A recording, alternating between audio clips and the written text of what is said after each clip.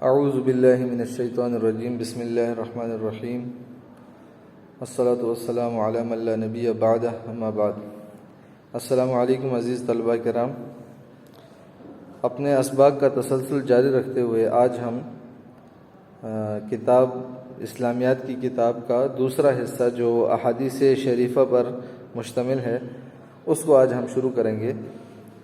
پچھلے لیکچر کے اندر ہم نے سورہ انفال کے درس ثانی الف اور با پڑھا تھا، تو آج ہم حدیث کی ابتدا کرتے ہیں اور سب بچوں سے گزارش ہے کہ وہ درود شریف ضرور پڑھ لیں۔ سب سے پہلے ہم حدیث کی تعریف پڑھیں گے کہ حدیث کہتے کس کو ہیں۔ تو یہ آپ اسکرین پر دیکھ رہے ہیں،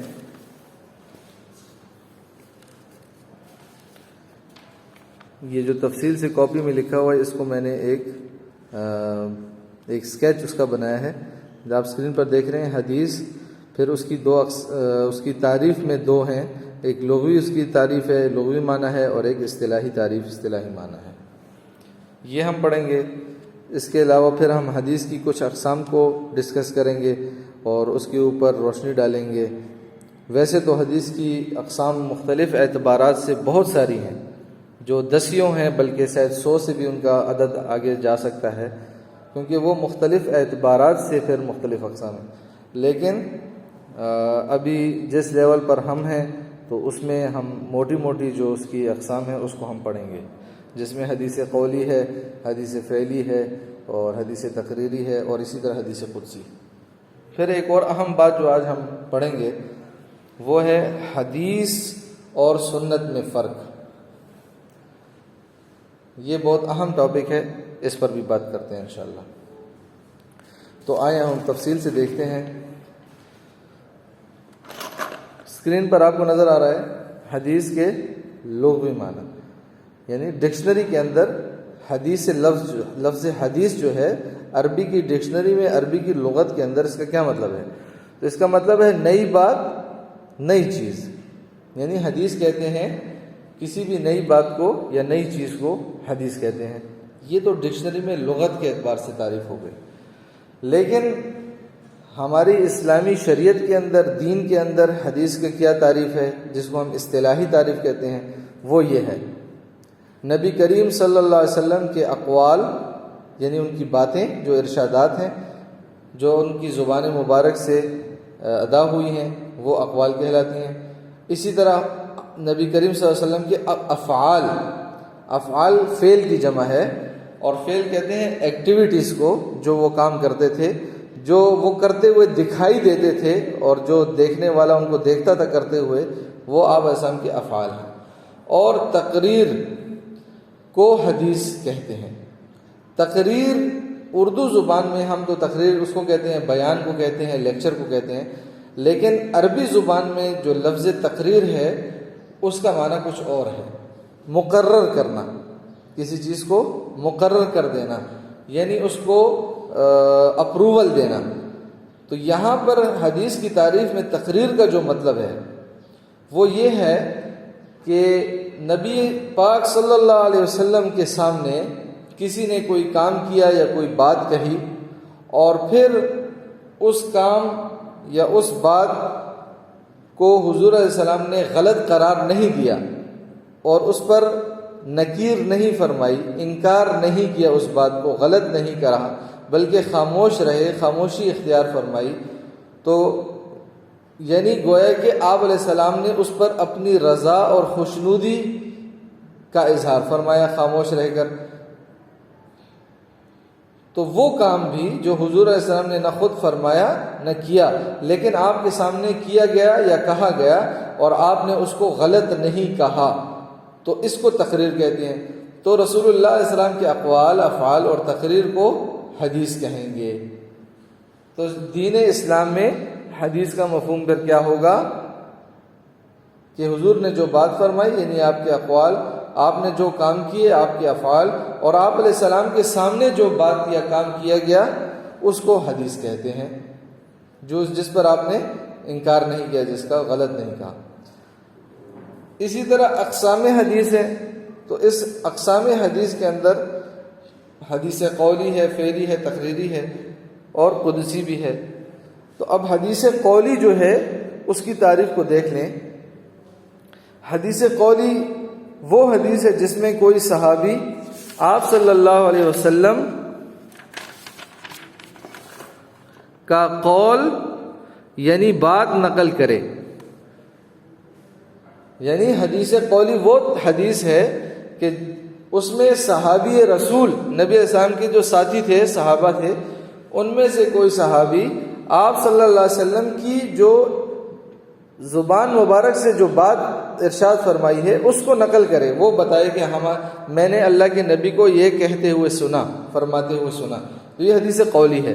حدیث فعلی وہ حدیث ہے جس میں کوئی صحابی یا صحابہ کرام، ایک سے زیادہ صحابہ، آپ صلی اللہ علیہ وسلم کا فعل یعنی کام نقل کرے کہ میں نے اللہ کے نبی کو ایسے کرتے ہوئے دیکھا، تو یہ حدیث فعلی کہلائے گی۔ اسی طرح حدیث تقریری، اگر کوئی شخص نبی کریم صلی اللہ علیہ وسلم کے سامنے کوئی کام یا بات کرے اور آپ صلی اللہ علیہ وسلم خاموش رہیں تو اسے حدیث تقریری کہتے ہیں، جیسے کہ میں نے پہلے آپ کو سمجھایا۔ اسی طرح ایک حدیث کی قسم ہے جس کو حدیث قدسی کہتے ہیں۔ حدیث قدسی وہ حدیث ہوتی ہے جس کی نسبت آپ صلی اللہ علیہ وسلم اللہ تعالیٰ کی طرف کریں، یعنی نبی علیہ السلام ارشاد فرمائیں کہ اللہ تعالیٰ نے فرمایا اور پھر اللہ تعالیٰ کی بات نقل کر دیں، تو یہ حدیث قدسی کہلاتی ہے۔ یہ تو حدیث کی موٹی موٹی اقسام ہو گئی، ضروری بنیادی۔ اب ایک چیز ہے حدیث اور سنت میں فرق۔ تو حدیث اور سنت میں فرق یہ ہے کہ حدیث عام ہے اور سنت خاص ہے۔ اب عام اور خاص میں کیا فرق ہے، اس کو اپنے آپ کو سمجھاتا ہوں۔ سنت وہ ہوتی ہے جس پر آپ صلی اللہ علیہ وسلم نے ہمیشہ عمل کیا ہو یا دوسروں کو اس پر عمل کرنے کا حکم دیا ہو اور اس پر عمل کرنے سے ثواب بھی ملتا ہو۔ چنانچہ ہر حدیث پر عمل کرنا ضروری نہیں۔ اب حدیث عام ہے، بہت ساری حدیثیں ایسی ہیں کہ وہ اس پر عمل کرنا ممکن نہیں ہے، ٹھیک ہے، نہ اس پر حضور صلی اللہ علیہ وسلم نے ہمیشہ عمل کیا ہے اور نہ دوسروں کو اس کا حکم دیا ہے کرنے کا۔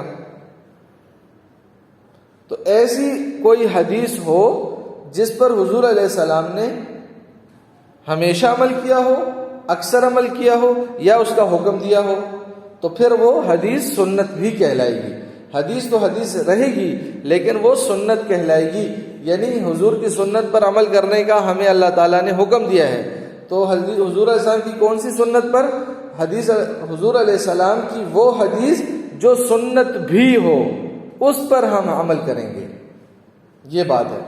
تو اس سے معلوم ہوا چنانچہ ہر حدیث پر عمل کرنا ضروری نہیں۔ بہت ساری احادیث ایسی ہیں جن پر امت کا عمل نہیں ہے اور نہ ان کے کرنے پر ثواب ہے، لہٰذا ہر حدیث کا سنت ہونا ضروری نہیں۔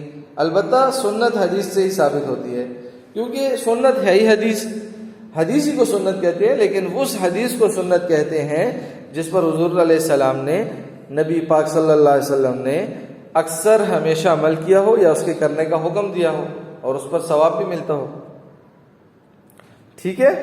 یہ تو بنیادی باتیں ہو گئیں حدیث شریف کے متعلق۔ اب آج ہم جو کتاب کا دوسرا حصہ احادیث شریفہ ہے اس میں باقاعدہ اس کو شروع کریں گے انشاءاللہ، اور حدیث نمبر 5 آج ہم پڑھیں گے۔ تو آپ سب بچے کتاب کھول لیں اور کتاب میں حدیث نمبر 5 کھولیں۔ یہ پیج نمبر 30 ہے، آپ کو اسکرین پر نظر آ رہا ہے، پیج نمبر 30 نمبر صفحہ ہے، اس پہ حدیث نمبر 5 یہ اسکرین پر آپ کو نظر آ رہی ہے۔ آپ بھی کتاب کھول لیں اور اس کو دیکھیں۔ لا یؤمن احدکم حتی یکون ہواہ تبعا لما جئت بہ، یہ حدیث ہے، اس کا حوالہ بھی انہوں نے ذکر کیا ہے کتاب السنہ لابن عاصم۔ یہ ابن عاصم جو عالم دین گزرے ہیں محدث، ان کی کتاب ہے جس کا نام ہے کتاب السنہ، وہاں سے اس حدیث کو لیا گیا ہے۔ اس حدیث کا ترجمہ لکھا ہے، تم میں سے کوئی شخص مومن نہیں ہو سکتا ہے جب تک اس کی خواہش اس تعلیم کے مطابق نہ ہو جائے جو میں لایا ہوں۔ تم میں سے کوئی شخص مومن نہیں ہو سکتا ہے جب تک اس کی خواہش اس تعلیم کے مطابق نہ ہو جائے جو میں لایا ہوں۔ اب تشریح کو پڑھ لیتے ہیں اور پھر تشریح کی مزید وضاحت میں کروں گا انشاءاللہ۔ انسان کی فطرت میں نیکی یا بدی دونوں کا شعور رکھا گیا ہے، اس لیے اسے چاہیے کہ وہ ارادے اور اختیار کے باوجود برائی یا گناہ کے کاموں سے اجتناب کرے۔